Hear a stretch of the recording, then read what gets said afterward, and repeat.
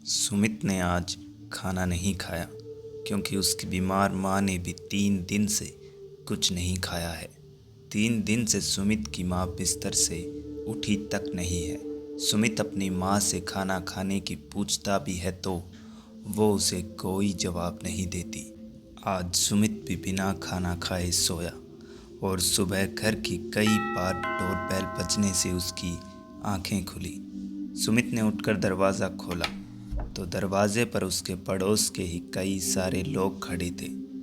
पूछने पर उन्होंने बताया कि सुमित के घर से कल रात से एक सड़ी हुई सी बदबू आ रही है और देखने पर पता लगा कि सुमित की माँ जो 3 दिन से सिर्फ सो रही थी, असल में वो मर चुकी थी और ये उनकी ही लाश सड़ने की बदबू थी।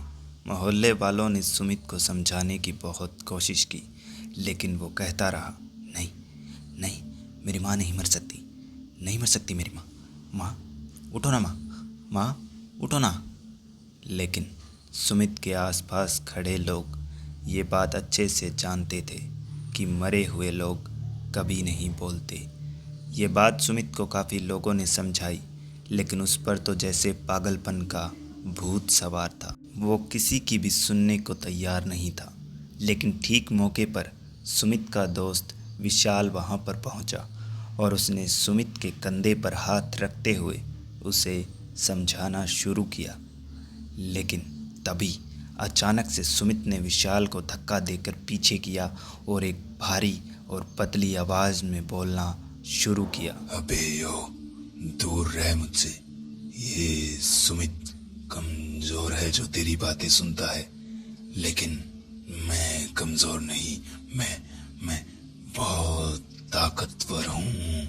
विशाल सुमित की आवाज़ सुनकर और उसके चेहरे के हाव भाव देखकर खुद असमंजस में पड़ गया कि आखिर ये सब हो क्या रहा है। भाई भाई संभाल अपने आप को। विशाल का इतना कहना भर ही था कि सुमित ने एक नज़र विशाल को गौर से देखकर मुस्कुराना शुरू किया। मुस्कुराते मुस्कुराते अचानक से सुमित बुरी तरह कांपने लगा। उसके इस तरह कांपने की वजह से विशाल और आसपास खड़े सारे लोग घबरा गए, लेकिन वहीं खड़े कॉलोनी के आयुष्मान को शायद सुमित की समस्या समझ आ चुकी थी। इसीलिए वे चुपचाप आगे आकर कांपते हुए सुमित के बगल में खड़े हुए और सुमित के सर पर हाथ रखकर कुछ मंत्र उच्चारण करने लगे।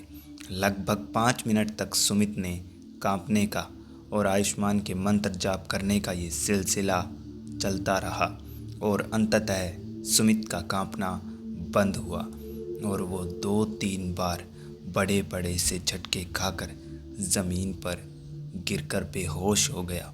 आसपास खड़े लोगों में से किसी को भी समझ नहीं आ रहा था कि ये सब हो क्या रहा है, लेकिन आयुष्मान शायद जानता था कि ये सब क्या था। खैर, आयुष्मान ने पास रखी पानी की बोतल से पानी निकालकर सुमित के चेहरे पर मारा और वो होश में आ गया और इस बार वो पागलों वाली हरकतें भी नहीं कर रहा था। खैर, सुमित की माँ का अंतिम संस्कार किया गया। विशाल ने आयुष्मान से सुमित के घर पर हुए उस हादसे को जानने की इच्छा जताई तो आयुष्मान ने बताया कि सुमित किसी बुरी शक्ति के वश में था और कब से उसके वश में था इसका अंदाज़ा लगाना तो मुश्किल है, मगर गनीमत यह है कि वो बुरी शक्ति अब दोबारा सुमित को कभी अपने वश में नहीं कर पाएगी। आयुष्मान उस दिन देर रात करीबन 11 बजे के आसपास अपने घर पहुंचा। घर पहुंचकर देखा कि घर का मेन दरवाज़ा आधा खुला था और अंदर की सारी लाइट्स ऑफ थी।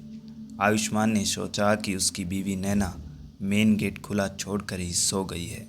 आयुष्मान ने वो आधा खुला दरवाज़ा पूरा बंद किया और हॉल की लाइट्स ऑन करके बेडरूम की ओर गया और दरवाज़ा धकेल कर दरवाज़ा खोलने की कोशिश की, लेकिन दरवाज़ा अंदर से बंद था।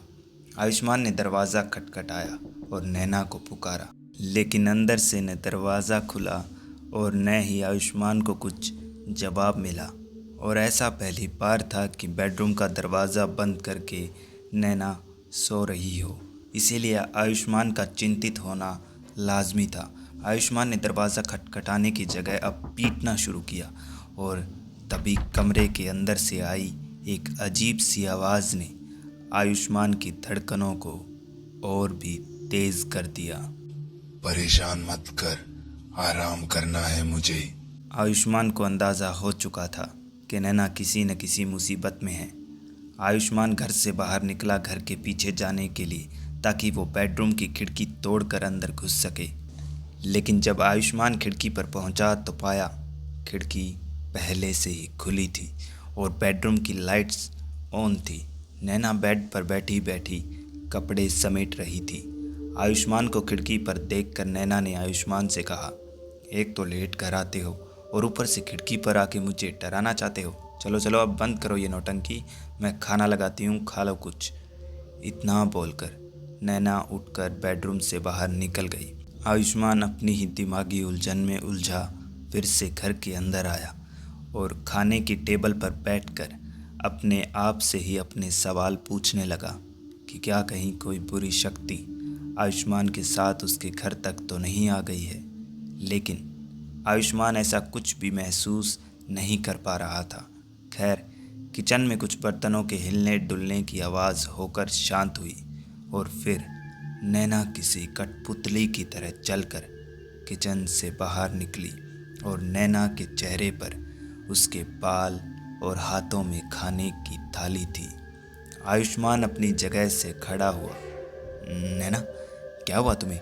ऐसा बर्ताव क्यों कर रही हो? नैना वैसे ही कठपुतली की तरह चलकर धीमी धीमी चाल में खाने की टेबल तक आई और हाथ में पकड़ी थाली टेबल पर पटकी और एक झटके से गर्दन घुमाकर अपने चेहरे पर आए बालों को पीछे करके आयुष्मान की आंखों में आंखें डालकर एक अजीब सी हंसी हंसते हुए बोली, नैना इज पोजेस्ड। और इतना बोलकर नैना दौड़कर किचन में चली गई। ये सब देख आयुष्मान का गला सूख चुका था। उसका तंत्र मंत्र उसके कुछ काम नहीं आ रहा था। आयुष्मान सोच ही रहा था कि आखिर अब वो करे तो क्या करे कि तभी किचन से कुछ टूटने की आवाज़ आई। आयुष्मान दौड़कर किचन तक गया और पाया कि खिड़की का कांच तोड़कर एक बड़ा सा कांच का टुकड़ा अपने हाथ में लिए नैना किचन में खड़ी रोए जा रही थी। और आयुष्मान को देखते ही नैना बोली, मुझे बचा लो आयुष्मान, बचा लो मुझे। इतना कहते ही आयुष्मान ने नैना की तरफ एक कदम बढ़ाया और तभी नैना ने खुद अपने हाथों से वो कांच का टुकड़ा अपने पेट में घोंप लिया। आयुष्मान नैना को अपनी गोदी में लेटाकर रोता रहा, गिड़गिड़ाता रहा और नैना ने मरते मरते एक ही बात कही, वेलकम होम। मैं हूँ सैम और ये थी रेड स्केरी पॉडकास्ट में आज की कहानी।